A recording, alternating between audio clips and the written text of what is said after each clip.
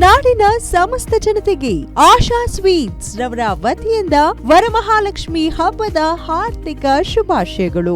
ಮತಗಳ್ಳತನದ ವಿರುದ್ಧ ರಾಜ್ಯದಿಂದಲೇ ಕಾಂಗ್ರೆಸ್ ಸಮರ ಸಾರಿದೆ. ಬೆಂಗಳೂರಿನ ಫ್ರೀಡಂ ಪಾರ್ಕ್ನಲ್ಲಿ ಕಾಂಗ್ರೆಸ್ನ ನಾಯಕ ರಾಹುಲ್ ಗಾಂಧಿ ನೇತೃತ್ವದಲ್ಲಿ ಬೃಹತ್ ಪ್ರತಿಭಟನೆಯನ್ನ ಹಮ್ಮಿಕೊಳ್ಳಲಾಗಿದೆ. ಬೆಳಗ್ಗೆ 11 ಗಂಟೆಯಿಂದ ಮಧ್ಯಾಹ್ನ 1:30ರವರೆಗೆ ಪ್ರತಿಭಟನೆ ನಡೆಯಲಿದೆ. ಬಳಿಕ ರಾಹುಲ್ ಗಾಂಧಿ ನೇತೃತ್ವದಲ್ಲಿ ಚುನಾವಣಾ ಆಯೋಗಕ್ಕೆ ಮತಗಳ್ಳತನದ ಬಗ್ಗೆ ಸಾಕ್ಷಿ ದಾಖಲೆಯನ್ನ ಸಲ್ಲಿಕೆ ಮಾಡಲಿದ್ದಾರೆ. ದಾಖಲೆ ಸಲ್ಲಿಕೆ ಬಳಿಕ ದೇಶಾದ್ಯಂತ ಕೇಂದ್ರ ಚುನಾವಣಾ ಆಯೋಗ ಕೇಂದ್ರ ಸರ್ಕಾರದ ವಿರುದ್ಧ ಹೋರಾಟ ತೀವ್ರಗೊಳಿಸೋದಕ್ಕೆ ಮುಂದಾಗಿದ್ದಾರೆ. ರಾಜ್ಯದಿಂದಲೇ ಹೋರಾಟ ಯಶಸ್ವಿ ಮಾಡುವುದಕ್ಕೆ ಕೆಪಿಸಿಸಿಯಿಂದ ಸಕಲ ಸಿದ್ಧತೆಗಳನ್ನು ಈಗಾಗಲೇ ಮಾಡಿಕೊಳ್ಳಲಾಗಿದೆ.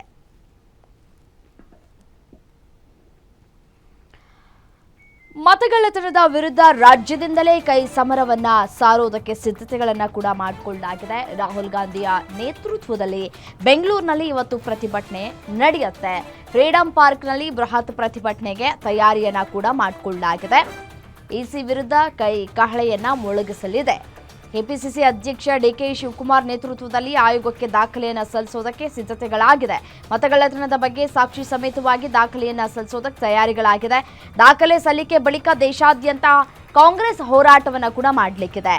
ಮತಗಳ್ಳತನದ ವಿರುದ್ಧ ರಾಜ್ಯದಿಂದಲೇ ಕೈ ನಾಯಕರು ಸಮರವನ್ನ ಸಾರ್ತಾ ಇದ್ದಾರೆ. ಅದಕ್ಕೆ ಬೇಕಾದಂತಹ ಎಲ್ಲ ರೀತಿಯಾದಂತಹ ಸಿದ್ಧತೆಯನ್ನ ಕೂಡ ಈಗಾಗಲೇ ಮಾಡಿಕೊಳ್ಳಲಾಗಿದೆ. 11 ಗಂಟೆಯಿಂದ ಮಧ್ಯಾಹ್ನ 1:30ರವರೆಗೆ ಪ್ರೊಟೆಸ್ಟ್ ಅನ್ನ ಮಾಡಲಾಗುತ್ತೆ. ಪ್ರತಿಭಟನೆಯ ಬಳಿಕ ಚುನಾವಣಾ ಆಯೋಗಕ್ಕೆ ಏನು ಈ ದಾಖಲೆಗಳೆಲ್ಲ ಇದಾವಲ್ಲ ಅವೆಲ್ಲವನ್ನ ಕೂಡ ಸಲ್ಲಿಕೆ ಮಾಡಲಿಕ್ಕಿದ್ದಾರೆ. ಕೇಂದ್ರ ವಿಪಕ್ಷ ನಾಯಕ ರಾಹುಲ್ ಗಾಂಧಿ, ಮಲ್ಲಿಕಾರ್ಜುನ ಖರ್ಗೆ, ರಾಜ್ಯ ಉಸ್ತುವಾರಿ ರಣದೀಪ್ ಸಿಂಗ್ ಸುರ್ಜೇವಾಲಾ, ಎಐಸಿಸಿ ಕಾರ್ಯದರ್ಶಿ ವೇಣುಗೋಪಾಲ್ ಅವರು ಕೂಡ ಈ ಸಂದರ್ಭದಲ್ಲಿ ಉಪಸ್ಥಿತರಿದ್ದಾರೆ.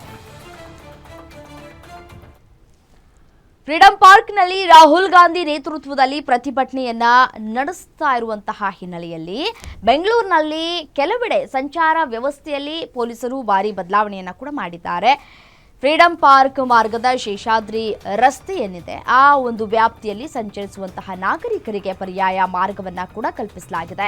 ಸಂಚಾರ ಬದಲಾವಣೆಗೆ ಸಹಕರಿಸುವಂತೆ ಸಾರ್ವಜನಿಕರಲ್ಲಿ ಸಂಚಾರ ವಿಭಾಗದ ಪೊಲೀಸರು ಈಗಾಗಲೇ ಮನವಿಯನ್ನ ಮಾಡಿಕೊಂಡಿದ್ದಾರೆ. ನೋಡಿ ಯಾವ್ಯಾವ ರಸ್ತೆ ಬಂದ್ ಆಗುತ್ತೆ ಅಂತ ನಾವು ನೋಡ್ತಾ ಹೋಗೋದಾದ್ರೆ ಶಾಂತಲಾ ಜಂಕ್ಷನ್ ಮತ್ತು ಖೋಡೆ ಸರ್ಕಲ್ನಿಂದ ಆನಂದ್ ರಾವ್ ಮೇಲ್ಸೇತುವೆ ಮತ್ತೆ ಹಳೆ ಜೆಡಿಎಸ್ ಕ್ರಾಸ್ ಶೇಷಾದ್ರಿ ರಸ್ತೆಯಿಂದ ಫ್ರೀಡಂ ಪಾರ್ಕ್ ಸಾಗುವ ರಸ್ತೆಯನ್ನ ಬಳಕೆ ಮಾಡ್ಕೊಳ್ಳೋದಕ್ಕೆ ಸಾಧ್ಯ ಆಗೋದಿಲ್ಲ. ಈ ರಸ್ತೆಯನ್ನ ಬಂದ್ ಮಾಡಲಾಗ್ತಾ ಇದೆ. ಮತ್ತೆ ಮೈಸೂರು ಬ್ಯಾಂಕ್ ಕಡೆಯಿಂದ ಚಾಲುಕ್ಯ ಸರ್ಕಲ್ ಕಡೆ, ಚಾಲುಕ್ಯ ಸರ್ಕಲ್ನಿಂದ ಮೈಸೂರು ಬ್ಯಾಂಕ್ ಕಡೆಗೆ, ಮತ್ತೆ ಕಾಳಿದಾಸ ರಸ್ತೆ ಕನಕದಾಸ ಜಂಕ್ಷನ್ ಕಡೆಯಿಂದ ಫ್ರೀಡಂ ಪಾರ್ಕ್ ಕಡೆಗೆ ಸಂಚರಿಸುವಂತಹ ವಾಹನಗಳು ಬೇರೆ ಮಾರ್ಗವನ್ನ ಈಗಾಗಲೇ ನೀಡಲಾಗಿದೆ. ಮೌರ್ಯ ಮತ್ತೆ ಸುಬ್ಬಣ್ಣ ಜಂಕ್ಷನ್ನಿಂದ ಫ್ರೀಡಂ ಪಾರ್ಕ್ ಕಡೆಯವರೆಗೂ ಕೂಡ ಬದಲಾವಣೆಯನ್ನ ಮಾಡಲಾಗಿದೆ, ಅಂದರೆ ಬಂದ್ ಮಾಡಲಾಗಿದೆ. ಪರ್ಯಾಯ ಮಾರ್ಗ ಯಾವುದು ಅಂತ ನಾವು ನೋಡ್ತಾ ಹೋಗೋದಾದ್ರೆ ಸುಬ್ಬಣ್ಣ ಜಂಕ್ಷನ್ ಇಂದ ಬಲ ತಿರುವು ಪಡೆದುಕೊಂಡು ಆನಂದರಾವ್ ಸರ್ಕಲ್ ಕಡೆಗೆ ಸಂಚರಿಸಬಹುದಾಗಿದೆ. ಮತ್ತೆ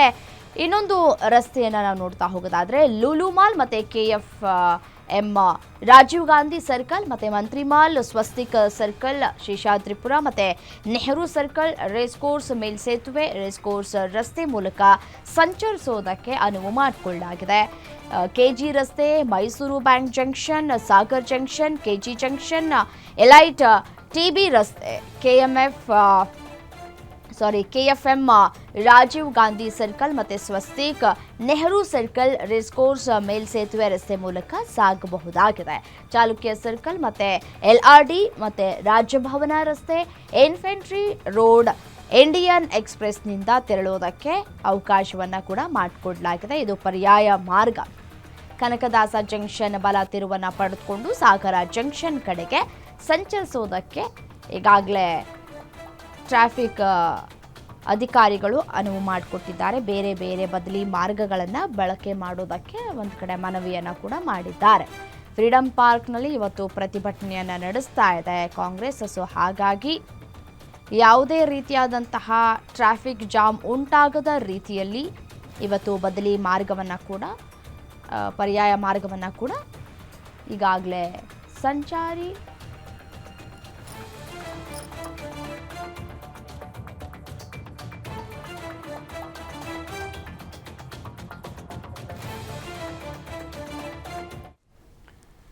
ಕಾಂಗ್ರೆಸ್ ಏನು ಮತಗಳ್ಳತನ ಆಗಿದೆ ಅಂತ ಹೇಳಿ ಆರೋಪವನ್ನ ಮಾಡ್ತಾ ಇದೆಯಲ್ಲ, ಆ ವಿಚಾರಕ್ಕೆ ಸಂಬಂಧಪಟ್ಟಂತೆ ಆ ಒಂದು ವಿಚಾರವನ್ನ ಬಿಜೆಪಿ ತಳ್ಳಿ ಹಾಕಿದೆ. ರಾಹುಲ್ ಗಾಂಧಿ ವಿರುದ್ಧ ವಿಪಕ್ಷ ನಾಯಕ ಆರ್ ಅಶೋಕ್ ವಾಗ್ದಾಳಿಯನ್ನ ಕೂಡ ನಡೆಸಿದ್ದಾರೆ. ದೇವನಹಳ್ಳಿಯಲ್ಲಿ ಮಾತನಾಡಿದಂತಹ ಅವರು, ರಾಹುಲ್ ಗಾಂಧಿಗೆ ಇನ್ನೂ ರಾಜಕೀಯ ಮೆಚುರಿಟಿ ಇಲ್ಲ, 136 ಸೀಟ್ ಪಡೆದು ಕರ್ನಾಟಕದಲ್ಲೂ ಅವ್ಯವಹಾರ ಆಗಿದೆ, ಇವರಿಗೆ ದಮ್ಮಿದ್ರೆ ಮರು ಚುನಾವಣೆಯನ್ನ ಮಾಡಲಿ ಅಂತ ಹೇಳಿ ಸವಾಲ್ ಹಾಕಿದ್ದಾರೆ.